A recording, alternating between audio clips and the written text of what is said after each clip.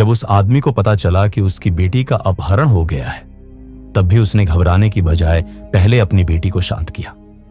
फिर उसने एक रिकॉर्डिंग डिवाइस निकाली। बेटी, पापा, मुझे डर लग रहा है।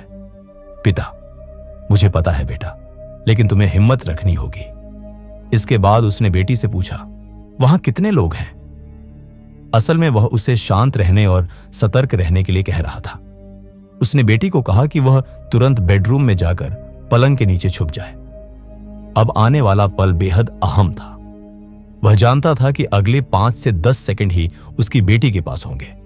वह उसे समझा रहा था कि जैसे ही बदमाश आए, वह जोर से फोन जमीन पर फेंक दे और चिल्ला चिल्लाकर उनके सारे हुलिये बताना शुरू करे, जैसे उनके बालों का रंग, आंखें, हाइट, शरीर पर कोई निशान।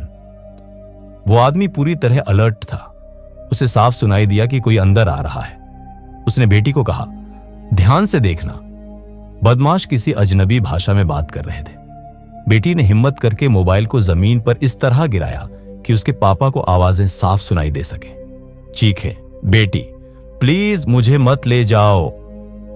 उधर उसका पिता एकदम शांत था, क्योंकि वो कोई आम इंसान नहीं था। वो एक टॉप लेवल का स्पेशल एजेंट था। अब आई वह आइकॉनिक चेतावनी जिसे उसने किडनैपर्स को दी। I don't know who you are, I don't know what you want. If you are looking for ransom, I can tell you, I don't have money, but what I do have are a very particular set of skills I have acquired over a very long career. Skills that make me a nightmare for people like you. If you let my daughter go now, that'll be the end of it. I will not look for you. I will not pursue you. But if you don't, I will look for you. I will find you. And I will kill you. ये थी धरती के सबसे खतरनाक agent की चेतावनी। लेकिन सामने वाले ने न सिर्फ अनसुना किया, बल्कि मजाक उड़ाया। किडनैपर्स को क्या पता था, यही 4 लाइनें उन्हें सीधा मौत के दरवाजे तक ले जाएंगी।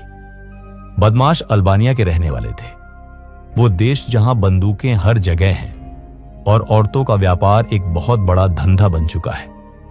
ये सब तब और आसान हो गया जब सोवियत यूनियन टूट गया और बेरोजगार एजेंट्स ने मिलकर गैंग बना ली। किडनैपिंग से बड़ा और आसान धंधा बन चुका था, औरतों को अगवा करके उन्हें बेच देना। उसने अपनी एक्स वाइफ के पास जाकर पूछा, क्या तुम्हारे नए पति का कोई दुश्मन है विदेश में? पत्नी एकदम घबरा गई। गंजा पति भी घबरा गया। कोई जवाब नहीं।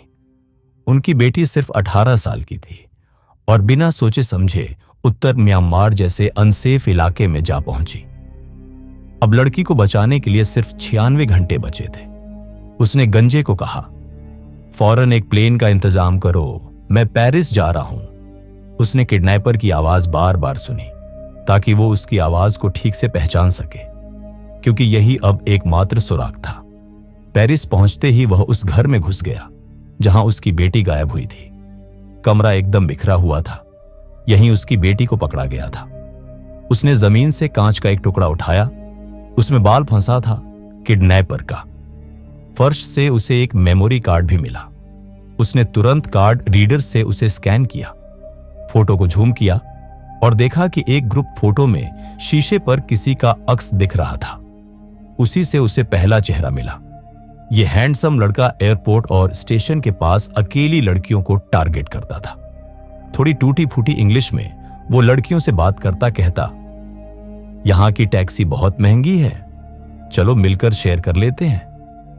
विदेश में ज्यादातर लड़कियां खुली सोच की होती हैं। ऐसी बातों में आना उनके लिए आम है। यही ट्रिक लगाकर ये लड़का पहले कई लड़कियों को फंसा चुका था, लेकिन इस बार वो गलत बंदे से टकरा गया। उस आदमी ने इस धोखेबाज को तुरंत पहचान लिया। यही था जिसने उसकी बेटी को फंसाया था। हर मुक्का सीधा उसकी पसलियों पर पड़ा। वो 2 लड़कियां जिनके साथ वो खड़ा था कल से ही उसके साथ थीं और अब डर के मारे सहमी हुई थी। पर लड़का कुछ भी नहीं कबूल कर रहा था। तभी उसका एक साथी पीछे से आया, लेकिन 2 ही सेकंड में उस आदमी ने उसे गिरा दिया। अब उसे समझ आ गया था, आज मामला भारी है। काला लड़का हमला करना चाहता था, पर उस आदमी ने एक ही मूव से उसे जमीन पर चित्त कर दिया। इतने में वो धोखेबाज लड़का भाग निकला। आदमी ने बिना वक्त गंवाए कार उठाई और पीछा किया।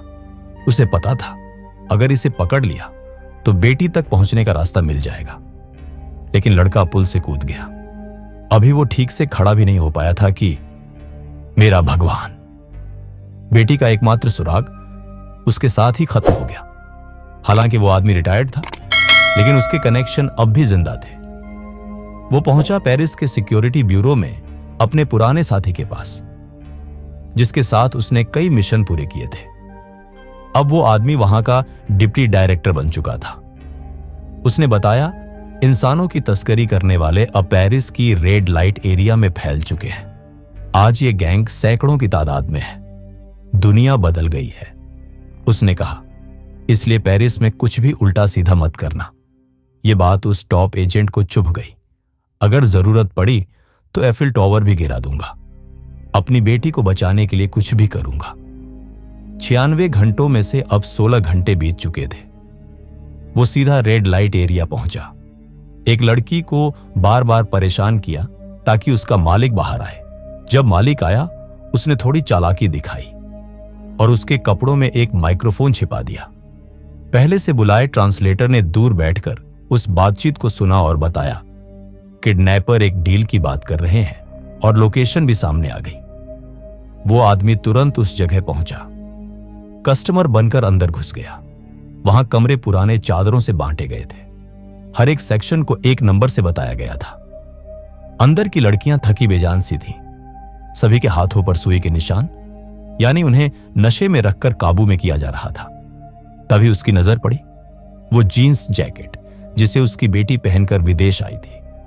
वो बिना सोचे दौड़ पड़ा, सीधे गुस्सा और उस गंदे आदमी को मुंह तोड़ मारा।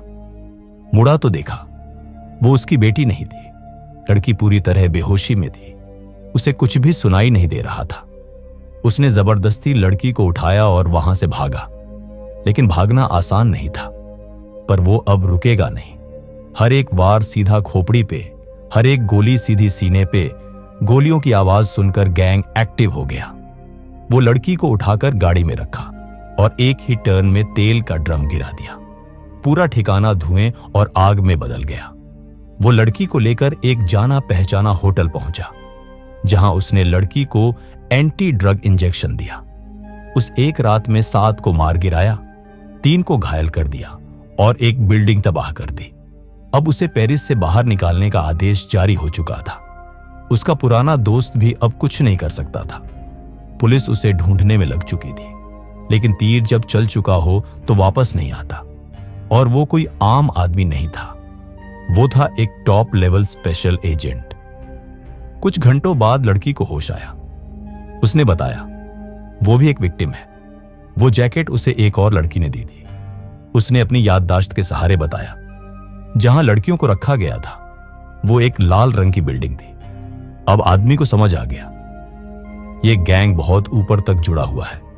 यहां तक कि सरकार में भी इनके लोग हैं। वो अकेले ही निकल पड़ा।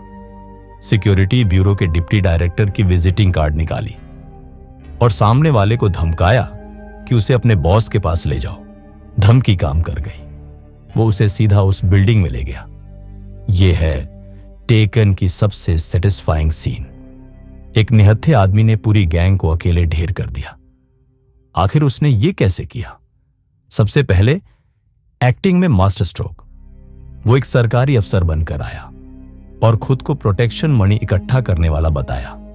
उनकी कॉफी पीते हुए बोला, अब तुम्हारी हर हरकत, हर मूवमेंट 24 घंटे सैटेलाइट से मॉनिटर हो रही है। इन अनपढ़ गुंडों को क्या पता टेक्नोलॉजी क्या होती है। वो सब उसकी बातों में ऐसे उलझे जैसे मकड़ी के जाल में कीड़े। उसने कहा, सैटेलाइट की निगरानी बहुत खर्चीली हो गई है, इसलिए प्रोटेक्शन मनी भी बढ़ेगी। सरकार से पंगा कौन ले? सबने चुपचाप पैसे दे दिए। जाते जाते वो आदमी उन्हें एक पर्ची देता है जिस पर अल्बानियाई भाषा में 4 शब्द लिखे हैं। ये वही शब्द हैं जो उसने बार बार सुने थे। आवाज और लहजा सब एक जैसा। अब उसे पूरा यकीन हो गया, यही हैं वो लोग जिन्होंने उसकी बेटी को अगवा किया है। उसने चारों ओर देखा, हर दुश्मन की पोजीशन ध्यान से नोट की। तभी एक दाढ़ी वाला शख्स पिस्तौल निकालने की कोशिश करता है। पर उससे पहले ही उसे एक जोरदार हिट पड़ती है। दायां हाथ सिर पर, बायां पैर पीछे की तरफ, सीधा गिरा दिया।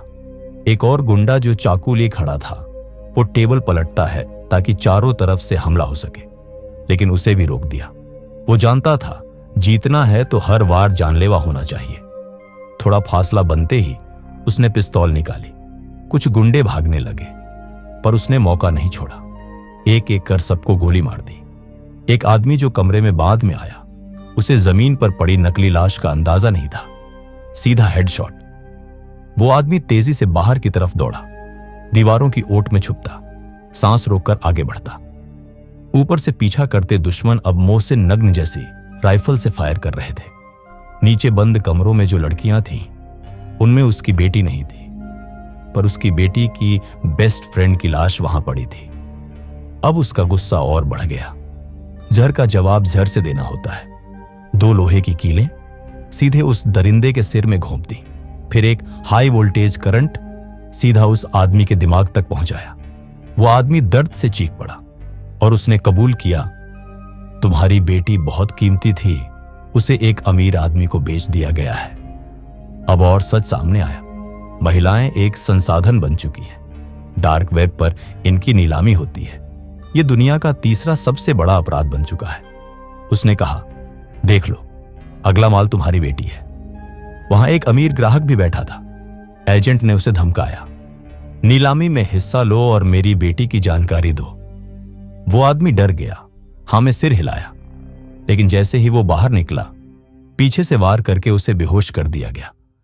जब उसे होश आया, उसके हाथ लोहे के पाइप से बंधे थे। नीलामी चलाने वाले व्यापारी को पता चल गया यह आदमी अपनी बेटी को ढूंढने आया है, लेकिन उन्होंने साफ कहा, हम माल बेच चुके हैं, कोई रिफंड नहीं होता।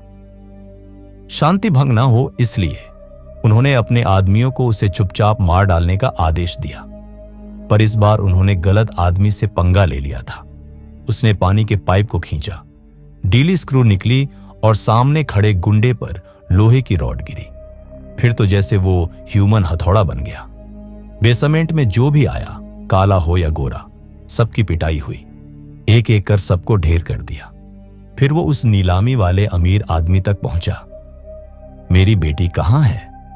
वो आदमी शुरू में चुप रहा, पर जैसे ही उसने 3 गोलियां चलाईं, डर के मारे उसने बता दिया, तुम्हारी बेटी पोर्ट पर एक याच बड़ी नाव में है। ऐसे लोगों के लिए कोई दया नहीं थी। उसने सीधा गोली मार दी। अब समय बर्बाद नहीं किया। गाड़ी लेकर याच के पीछे भागा। रॉन्ग वे में स्पीड से भागता हुआ सीधा बंदरगाह पर पहुंचा। वहां से छलांग लगाकर सीधा नाव पर पहुंचा। बाहर खड़े गार्ड्स को एक एक कर गिराया। अंदर अंधेरे में छुपे बॉडीगार्ड से भी भिड़ गया। आखिर में वो मोटा अमीर आदमी उसकी बेटी को ढाल बनाकर खड़ा था, पर उस स्पेशल एजेंट ने कुछ नहीं कहा, सिर्फ देखा। सही मौका मिला और एक गोली में गेम खत्म। अगर उसका बाप ऐसा स्पेशल एजेंट ना होता तो उसकी बेटी का अंजाम कुछ और ही होता। मैं हूं AI फिल्म्स वॉर। अगली बार फिर मिलेंगे एक जबरदस्त कहानी के साथ। वीडियो पसंद आया हो तो लाइक, शेयर और सब्सक्राइब करना मत भूलना।